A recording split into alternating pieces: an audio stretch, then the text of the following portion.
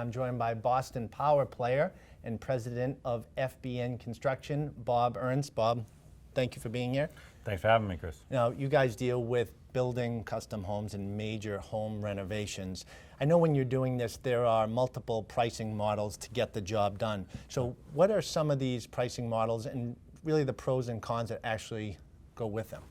Sure, I think what clients probably don't realize is there are additional pricing models now. The old bid spec pricing model has some alternatives that might be attractive to them, including time and material not to exceed, or guaranteed maximum price, we call that, a fixed fee. So there are a number of different ways that people can approach that part of the process, and they should ask questions around that.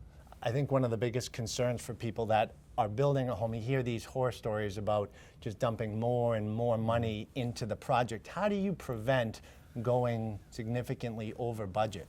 Sure. Well, there are three things that generally cause price overruns.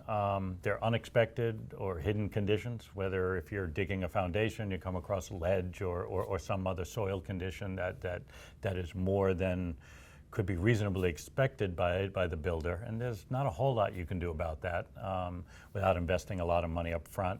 The others are client decisions, whether they be changes or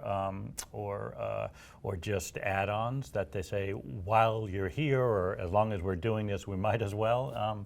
And the third is issues that arise when a builder maybe didn't anticipate things that he should have anticipated or could have anticipated with enough consideration or discussion of expectations.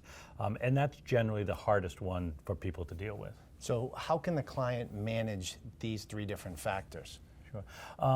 So I think that obviously in terms of unexpected or hidden conditions, there are times when we recommend a little exploratory work up front. If you're going to embark upon a remodel, maybe you cut into a couple walls once you've made the decision to move forward, and you can avail yourself of information that'll help you in making those decisions.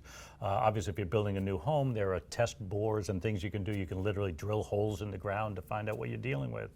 And the second issue is dealing with client changes and decisions that evolve as the project goes along. The best way to manage that is with a lot of planning and a good pre-construction process that allows people to understand what some of their options are, so they can maybe make those decisions in a more timely way that allows for a more efficient process.